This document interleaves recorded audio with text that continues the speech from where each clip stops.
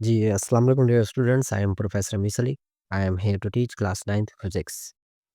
Students आज हमने एक न्यू टॉपिक स्टार्ट करना है, 3.3 topic, the name of forces in a free body diagram. अब ये जो forces in a free body diagram है स्टूडेंट्स, इसको स्टार्ट करने से पहले अगर आप मेरे चैनल पे आ चुके हैं, तो मेरे चैनल को सब्सक्राइब करें और बेल आइकन का जो बटन है उसे प्रेस करें ताकि हर न्यू आने वाला जो लेक्चर है वो आप तक पहुँच सके। क्लियर? तो बेसिकली स्टूडेंट्स ये जो आपके पास फ्री बॉडी डायग्राम जो है, ठीक है?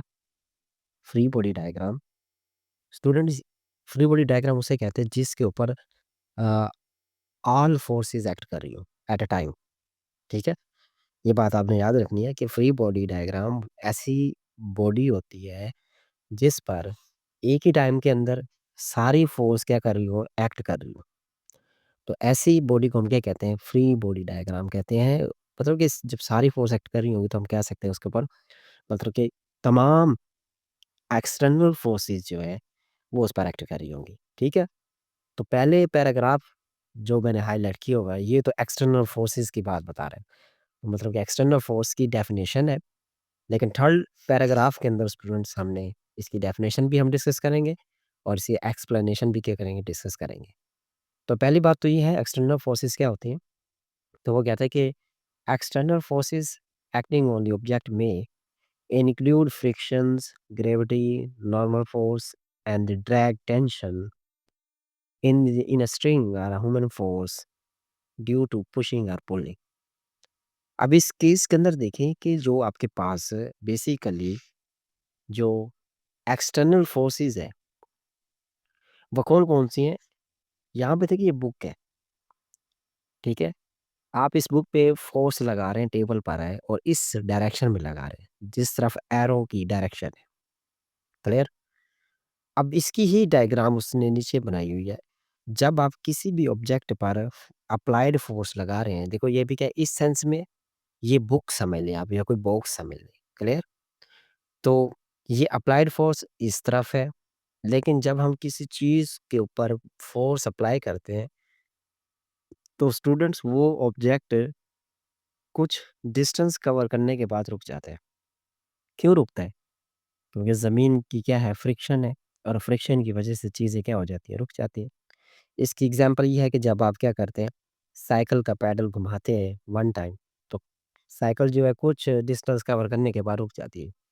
क्योंकि टायर और ज़मीन के दरमियान फ्रिक्शन है और फ्रिक्शन किसी भी ऑब्जेक्ट की मोशन को अपोज़ करती है, रोकती है।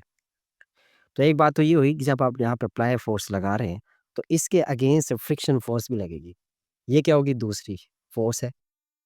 अब एक होता है वेट जो कि हमेशा क्या होता है डाउनवर्ड होता है, जहाँ यहाँ पे देखें आप कि यहाँ पे जो बुक का जो वेट होगा स्टूडेंट्स वो क्या होगा?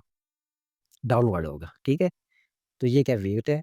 अप्लाइड फ़ोर्स जो है इस तरफ लगा रहे हैं आप और टेबल और बुक के दरमियान स्टूडेंट जो फ्रिक्शन होगी वो इसे पीछे की तरफ क्या करेगी? धकेलेगी इस तरफ, ठीक है? अब ये है नॉर्मल फ़ोर्स। मैंने पहले लेक्चर के अंदर आपको बताया था नॉर्मल फ़ोर्स जो एक्सप्लेन की थी मैंने। ये नॉर्मल फ़ोर्स वो होती है, ये आप देखो ना न्यूटन का जो लॉ है कि जो हम आगे डिस्कस करने वाले हैं, हर एक्शन का रिएक्शन होता है। अगर इसका एक्शन नीचे की तरफ है, इसका रिएक्शन क्या होगा? ऊपर की तरफ होगा इसका रिएक्शन, ऊपर की तरफ जिसे हम क्या कहते हैं नॉर्मल फ़ोर्स कहते हैं। अब एट अ टाइम एक ही बुक पर स्टूडेंट्स ये फ़ोर्सेस लग रही है, एक्सटर्नल फ़ोर्सेस लग रही हैं और एक बॉडी के ऊपर जब ऑल फ़ोर्सेस एक्ट कर रही होती है एट अ टाइम उसको हम क्या कहते हैं? फ्री बॉडी डायग्राम कहते हैं। क्या कहते हैं? फ्री बॉडी डायग्राम कहते हैं। तो external force acting on object में भी इंक्लूड उसमें फ्रिक्शन हो सकती है, ग्रेविटी हो सकती है, नॉर्मल फोर्सेस होती हैं, ड्रैग होती है या टेंशन भी होती है इन अ स्ट्रिंग या फिर एक human force due to pushing और पुलिंग जो कि पुश या पुल कर रहा होता है। ये एक्सटर्नल फोर्स की डेफिनेशन है। ठीक है स्टूडेंट्स? नेक्स्ट नेक्स्ट आपने ये पैराग्राफ करना है कि free body diagram used to show the relative magnitude and direction of all the forces acting on an object in a given situation. तो फ्री बॉडी डायग्राम भी वही है कि जिसके अंदर ऑल फोर्सेस एक्ट कर रही होती हैं और एक डायरेक्शन होती है उनकी और मैग्नीट्यूड भी होती है स्टूडेंट, ठीक है?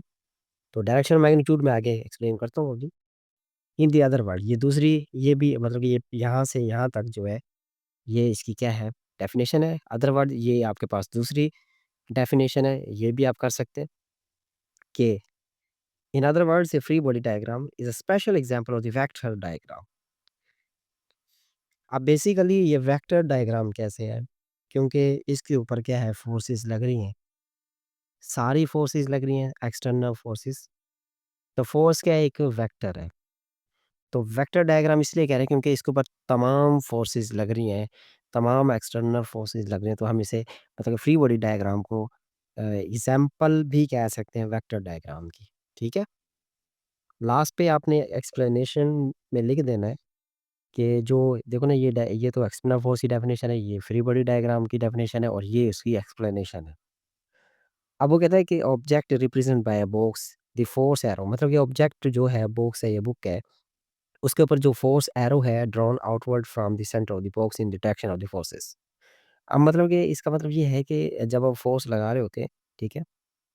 तो वो क्या कह रहा है कि drawn outward from the centre of the, मतलब ये है कि आप जो भी फ़ोर्स लगा रहे हैं, ऑब्जेक्ट पर जितनी भी फ़ोर्स लग रही है, वो क्या है, सारी आउटवर्ड डायरेक्शन में।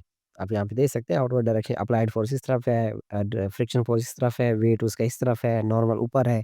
तो ये क्या है, आउटवर्ड डायरेक्शन में है, कोई भी सेंटर की तरफ इधर फ़ोर्स नहीं लग रही सेंटर की तरफ, ठीक है?